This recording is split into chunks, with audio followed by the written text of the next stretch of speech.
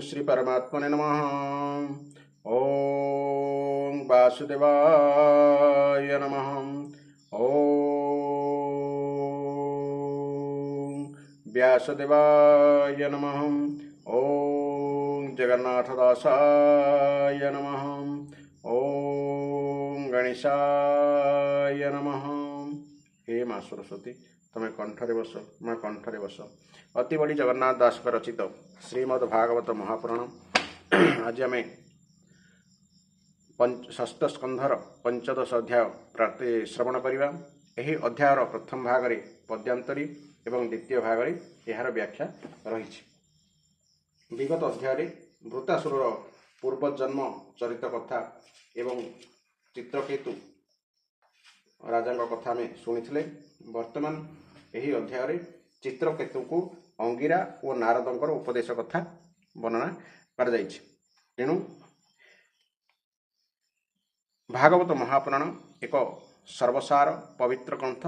प्रत्येक अध्याय प्रत्येक स्कंध धारावाहिक भाव में शुणापी चैनल सब्सक्राइब करंतु एवं फॉलो करंतु। तेज आरंभ करिबा।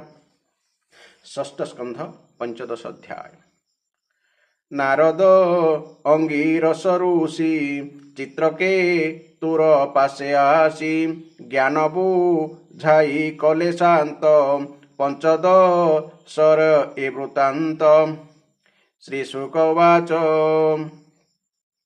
शुणसा नंदे कुरुश्रेष्ठ से मृत पुत्रर निकट शोकरे ज्ञान भ्रष्ट होई चित्रके तु पड़ी अछई।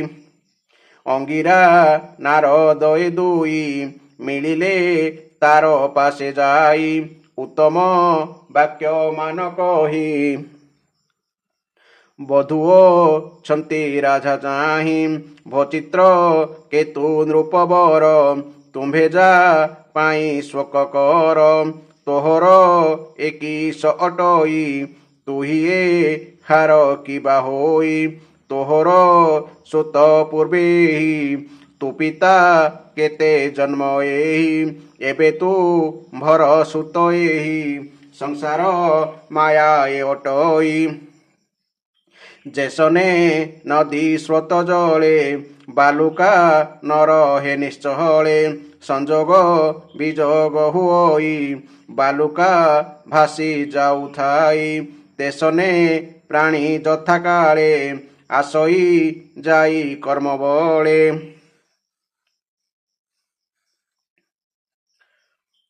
बीजरू बीज हुई नही प्राणी ही तेमंत अटई।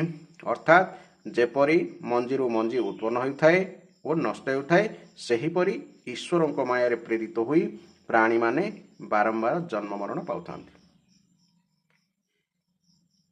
ईश्वर माया रे जगत उत्पत्ति नाश सर्वभूत आंभेबा तुम्भे आदि जेते चर चरंक सहिते जन्म रण आग पछ हुई देख तु प्रत्यक्ष भूतरे करीण ईश्वर जन्माई अखिल संसार प्रतिपालन करी पुणी हतक रहित प्रतिपालन करी पुण हतक रही तत्क्षण आयत नुह इकाहारी बालक जेन्हे क्रीड़ा करी देहरु देह होई जात राजन शुण एक चित बीजरु बीज जेन्हे जात आत्मारु निर्मित जगत आत्मा शरीर भिन्न करी पूर्वे जे विधाता विचारी हेमरु नाना द्रव्य जेने जाति स ज्ञारे करे भिने। श्री शुकवाच उत्तम वाक्य विप्रंकर शुणिया स्वस्थ नृपवर मलिन मुख आपणार पोछिण कहई मधुर। चित्रकेतुवाच केतुम्भे दुई महाजन ଅଶେଷ ଜ୍ଞାନେ ପରିପୂର୍ଣ୍ଣ ଜ୍ଞାନୀ ମାନକେ ତୁମ୍ଭେ ବର ଅବଧୂ ତବେ ତୁମ୍ଭର ସ୍ୱଭାବେ ଗୁପ୍ତ ପ୍ରାୟ ହୋଇ ଆସି ଯେ ଅଛ ତୁମ୍ଭେ ଦୁଇ ବିଷ୍ଣୁର ଦୂତ ଯେତେ ଲୋକେ ପୃଥ୍ୱୀରେ ଭ୍ରମୁଥାନ୍ତି ସୁଖେ ମୋହର ପ୍ରାୟ ଦୁଃଖୀ ହୋଇ ସଂସାରେ ଯେତେ ବା ଅଛଇ ଏହାଙ୍କ ହିତ ଇଚ୍ଛା କରି ସେମାନେ ବୋଲନ୍ତି ବିହରି ଗୌତମ ଅସିତ ଦେବଳ କୁମାର ବଶିଷ୍ଠ କପିଳ ମାରକ ବ୍ୟାସ ଅଙ୍ଗିରା ରୋମସ ଦତ୍ତ ବେଦଶିରା ଦୁର୍ବାସା ଯାଜ୍ଞବଲ୍କ୍ୟ ମୁନି ଜାତ୍ୟୁକର୍ଣ୍ୟ ବଦରାୟଣୀ ଋତଧ୍ୱ ଯଦେ ଶ୍ରୁତଦେବ ପଞ୍ଚଶୀ କହିରଣ୍ୟନାବ କୌଶଲ୍ୟ ନାରଦ ଅସୁରୀ କୌଶଲ୍ୟ ନାରଦ ଆସୁରୀ ଧୌମ୍ୟଚ ବନ ପତଞ୍ଜଳି ରୁଭୁଷ ହିତେ ସିଦ୍ଧେଶ୍ୱର ଏମାନେ ଭ୍ରମନ୍ତି ରୁଭୁଷ ହିତେ ସିଦ୍ଧେଶ୍ୱରେ ଏମାନେ ଭ୍ରମନ୍ତି ସଂସାରେ ପ୍ରାଣୀଙ୍କ ମଙ୍ଗଳ କାରଣେ ଭ୍ରମୁଜେ ଥାନ୍ତି ଅନୁକ୍ଷଣେ ସ୍ୱଭାବେ ଗ୍ରାମ୍ୟ ପଶୁ ମୋହି ଅନ୍ଧତ ମରେ ବୁଢ଼ୀ ଛଇଁ କେ ତୁମ୍ଭେ ଦୁଇ ସିଦ୍ଧ କହ ଜ୍ଞାନ ଦୀପକୁ ମତେ ଦିଅ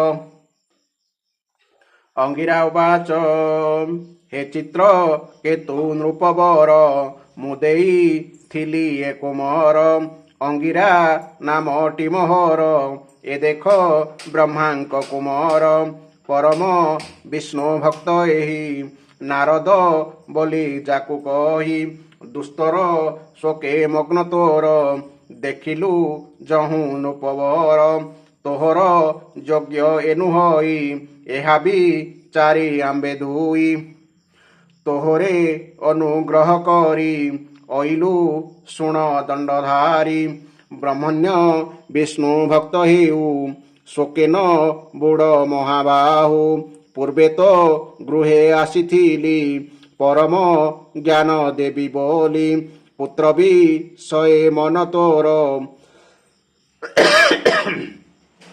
ଜାଣିନ ଦେଲି ପୁତ୍ରବର ଏବେ ତୁ ପୁତ୍ର ଶୋକଭର ଅନୁଭବିଲୁ ନୃପବର ଐଶ୍ୱର୍ଯ୍ୟ ଦ୍ୱାରା ଗୃହଧନ ଭୃତ୍ୟ ମାତ୍ୟ ପ୍ରିୟଜନ ବିଷୟ ରାଜ୍ୟ ସୈନ୍ୟକୋଷ ଆତ୍ମପୁରଣେ ନୋହେ ତୋଷ ଏ ସର୍ବ ଶୋକ ମୋହକର ଭୟ ଉଦ୍ବେଗର ଘର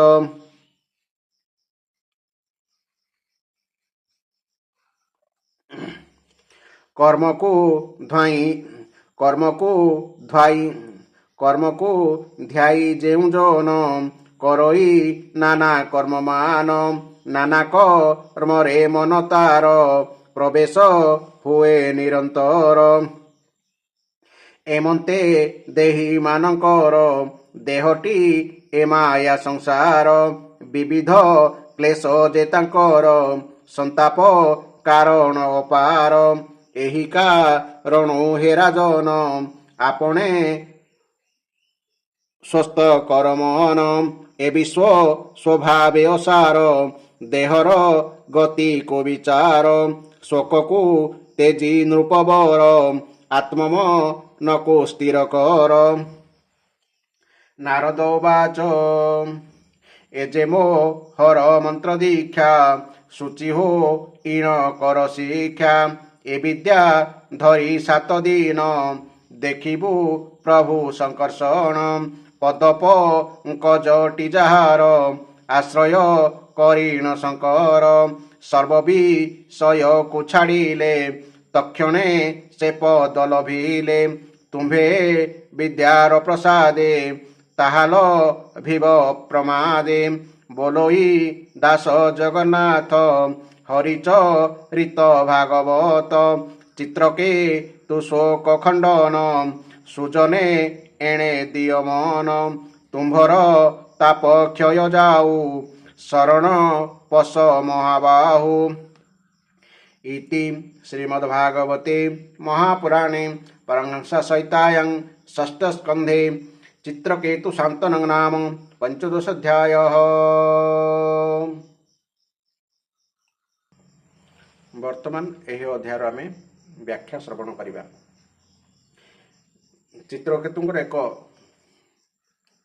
पुत्र होइथिला, ताहा अप्राप्त हेतु राणी मानक विद्रोह जोगु एवं नारी मानक चक्रांत जोगु चित्रकेतुंकर पुत्रंकर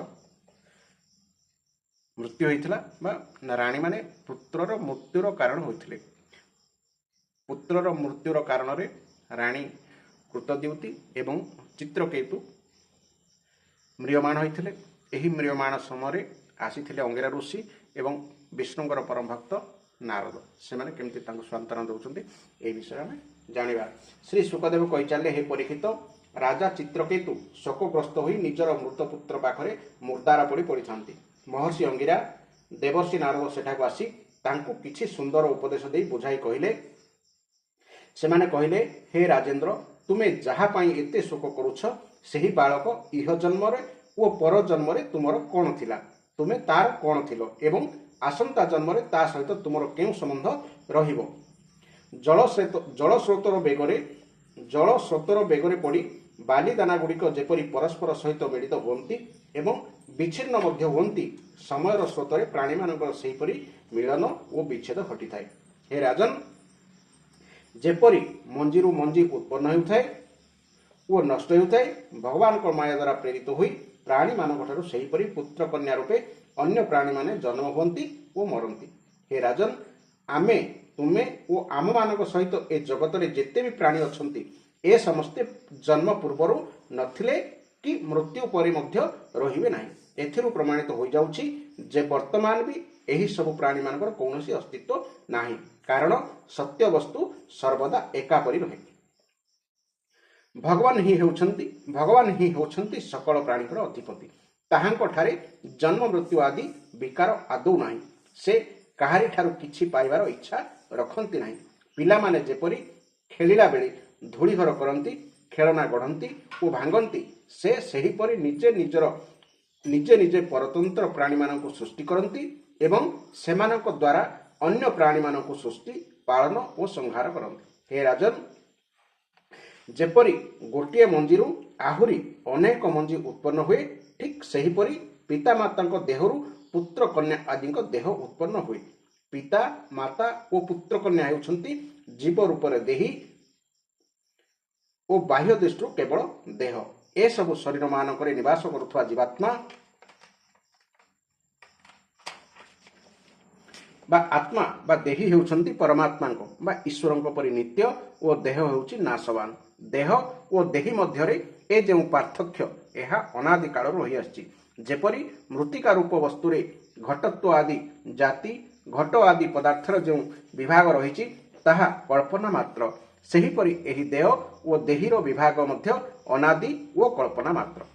श्री सुखदेव कहि चाले, हे राजन, महर्षि अंगिरा और देवर्षि नारद राजा चित्रकेतुंक एपरि बुझाइबारु से टिके धैर्य धरी शोकरे झाउली पड़िथिबा मुह को हाथरे पोछि देई सेमानकु कहिले। राजा चित्रकेतु कहिले, मते लागुछि आपण दुई जण हेउछन्ति परम ज्ञानवान और महान ठारू भी अधिक महान। आपण माने अवधूतंक छद्मवेश धरी एठाकु आछन्ति। आपण माने किए कृपा करी कहंतु। मु जाने जे भगवान कर प्रिय बहु ब्रह्मवेता मो परि विश्वासक्त प्राणी मानक उपदेश देवा निमंते उन्मत्तंक परि वेश धरी पृथ्वी रे स्वच्छंदरे विचरण करंती। सनत कुमार, नारद, ऋभु, अंगिरा, केवल, देवल, असित, अपरांततम, व्यास, मार्कंडेय, गौतम, वशिष्ठ, भगवान परशुराम, कपिलदेव, सुखदेव, दुर्वासा, याज्ञवल्क, जात्युकर्ण्य, आरुणि, लोमस, च्यवन, दत्तात्रेय, आसुरी, पतंजलि, वेदशिरा, बोधमुनि, पंचशिरा, हिरण्यनाभ, कौशल्य, श्रुतदेव, ऋतध्वज प्रभृति तथा अन्य सिद्धेश्वर ऋषि मुनि माने मध्य ज्ञान दान करबा निमंते पृथ्वी रे विचरण करथांती। हे स्वामीद्वय, मु हेउछि विश्व भोगरे बांधि हो जाइथवा एक मूढ़ बुद्धि ग्राम्य पशु। मु अज्ञानर घोर अंधकार भितर घूरी बुलुछि। आपण माने मते ज्ञान ज्योतिर परिसर मध्य को नहीं जातु।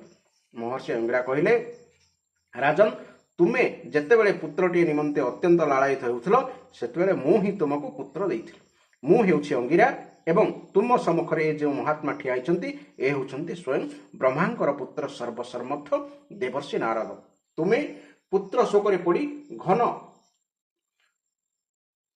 ଅନ୍ଧାରରେ ବୁଡ଼ି ଯାଉଥିବାର ଦେଖି ଆମେ ଭାବିଲୁ ତୁମେ ଭଗବାନଙ୍କର ଭକ୍ତ ହୋଇଥିବାରୁ ଏପରି ଶୋକାର୍ତ୍ତ ହୋଇଯିବା ଉଚିତ ନୁହେଁ। ତେଣୁ ତୁମକୁ ଅନୁଗ୍ରହ କରିବା ନିମନ୍ତେ ହିଁ ଆମେ ଦୁହେଁ ଏଠାକୁ ଆସିଛୁ।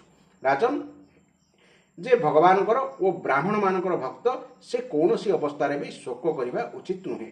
ସେହି ପ୍ରଥମ ଥର ତୁମ ଘରକୁ ଆସିଥିବା ବେଳେ ମୁଁ ତୁମକୁ ପରମ ଜ୍ଞାନ ଉପଦେଶ ଦେଇଥାନ୍ତି, କିନ୍ତୁ ମୁଁ ଦେଖିଲି ତୁମ ଭିତରେ ପ୍ରବଳ ପୁତ୍ର କାମନା ରହିଛି। ତେଣୁ ତୁମକୁ ଜ୍ଞାନ ଉପଦେଶ ନ ଦେଇ ମୁଁ ପୁତ୍ର ହିଁ ଦେଇଥିଲି। ପୁତ୍ରବାନଙ୍କୁ କେତେ ଦୁଃଖ ସହିବାକୁ ପଡ଼େ ବର୍ତ୍ତମାନ ତ ତୁମେ ସ୍ୱୟଂ ଅନୁଭବ କରୁଛ। ସ୍ତ୍ରୀ, ଘର, ଧନ, ବିବିଧ ପ୍ରକାର ଐଶ୍ୱର୍ଯ୍ୟ, ନାନା ପ୍ରକାର ସମ୍ପତ୍ତି, ଶବ୍ଦ ଆଦି ବିଷୟ, ରାଜବୈଭବ, ଭୂମି, ରାଜ୍ୟ, ସେନା, ଧନଭଣ୍ଡାର, ସେବକ, ଅମାତ୍ୟ, ସାଙ୍ଗସାଥୀ ଓ ବନ୍ଧୁବାନ୍ଧବ ଏମାନେ ସମସ୍ତେ ଏପରି ଦୁଃଖ ଦେଇଥାନ୍ତି, କାରଣ ଏ ସଂସାରରେ ସବୁକିଛି ଅନିତ୍ୟ। ଏସବୁ ହେଉଛି ଦୁଃଖ, ଶୋକ, ଭୟ, ମୋହ ଓ ଦୁର୍ଦ୍ଦଶାର କାରଣ। ଏସବୁ ହେଉଛି ମନର ଖେଳ ଓ ଖେଳଣା, ସମ୍ପୂର୍ଣ୍ଣ କଳ୍ପିତ ଓ ମିଥ୍ୟା। ଏସବୁ ନଥାଇ ମଧ୍ୟ ଥିବା ପରି ଦେଖାଯାଆନ୍ତି, ଏହି କ୍ଷଣରେ ଦେଖାଯାଆନ୍ତି ତ ପର କ୍ଷଣରେ ଉଭେଇ ଯାଆନ୍ତି। ଏସବୁ ଆକାଶ କୁସୁମ, ସ୍ୱପ୍ନ, ଯାଦୁ ଓ ମନକଳ୍ପିତ ବସ୍ତୁ ପରି ସର୍ବଥା ଅସତ୍ୟ। ଯେଉଁମାନେ କର୍ମବାସନା ଦ୍ୱାରା ପ୍ରେରିତ ହୋଇ ବିଷୟ ଚିନ୍ତନ କରନ୍ତି ସେମାନଙ୍କ ମନ ଅନେକ ପ୍ରକାର କର୍ମ ସୃଷ୍ଟି କରେ। ଜୀବାତ୍ମାର ଏହି ଦେହ ହେଉଛି ପଞ୍ଚଭୂତ, ଜ୍ଞାନେନ୍ଦ୍ରିୟ ଓ କର୍ମେନ୍ଦ୍ରିୟମାନଙ୍କର ଏକ ସଂଘାତ। କୁହାଯାଇଛି ଯେ ଏ ଦେହ ଜୀବକୁ ବିବିଧ ପ୍ରକାର କ୍ଲେଶ ଓ ସନ୍ତାପ ଦେଇଥାଏ।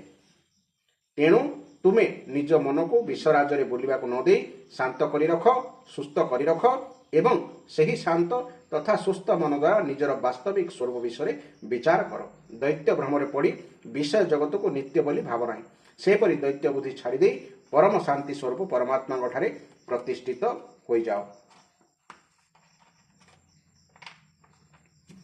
ଦେବର୍ଷି ନାରଦ କହିଲେ, ହେ ରାଜନ, ତୁମେ ଏକାଗ୍ରଚିତ୍ତରେ ମୋ ଠାରୁ ଏହି ମନ୍ତ୍ର ଉପନିଷଦ ଗ୍ରହଣ କର। ଏହା ଧାରଣ, ଅଭ୍ୟାସ, ସ୍ମରଣ ଓ ଚିନ୍ତନ କଲେ 7 ରାତି ଭିତରେ ହିଁ ତୁମେ ଭଗବାନ ଶଙ୍କର୍ଷଣଙ୍କୁ ଦର୍ଶନ ପାଇଯିବ। ହେ ନରେନ୍ଦ୍ର, ପ୍ରାଚୀନ କାଳରେ ଭଗବାନ ଶଙ୍କର ପ୍ରଭୃତି ଶ୍ରୀ ଶଙ୍କର୍ଷଣ ଦେବଙ୍କ ଚରଣରେ ଆଶ୍ରୟ ନେଇଥିଲେ। ତାହା ଫଳରେ ସେମାନେ ଏହି ସଂସାର ମାୟା ବା ଦୈତ୍ୟ ଭ୍ରମ ପରିତ୍ୟାଗ କରିଦେଇ ପରମ ମୋହନୀୟ ପଦ ପାଇଗଲେ, ଯାହାଠାରୁ ବଡ଼ ହୋଇ କିମ୍ବା ଯାହାର ସମାନ ହୋଇ ଜଗତରେ ଆଉ କିଛି ନାହିଁ। ତୁମେ ମଧ୍ୟ ଏହା ଧାରଣ କରି ଅତି ଶୀଘ୍ର ଭଗବାନଙ୍କର ସେହି ପରମ ପଦ ପାଇଯିବ। ଏହି ଥିଲା ଏହି ଅଧ୍ୟାୟର ଏକ ସୁନ୍ଦର ବ୍ୟାଖ୍ୟା। ଆପଣମାନେ ଏହି ଅଧ୍ୟାୟ ବାରମ୍ବାର ଶୁଣିଲେ ଏହାର ମହତ୍ଵ ବା ଗୁରୁତ୍ୱ କଥା ଜାଣିପାରିବେ। ଏହି ଅଧ୍ୟାୟ ଆପଣମାନେ ଶ୍ରବଣ କରିଥିବାରୁ ଭଗବାନ ଆପଣମାନଙ୍କୁ ଅଶେଷ କୃପା ପ୍ରଦାନ କରନ୍ତୁ ଏବଂ ଆପଣମାନଙ୍କର ତ୍ରିତାପ ମଧ୍ୟ କ୍ଷୟ କରନ୍ତୁ। ଜୟ ଜଗନ୍ନାଥ, ଜୟ ଜଗନ୍ନାଥ, ଜୟ ଜଗନ୍ନାଥ।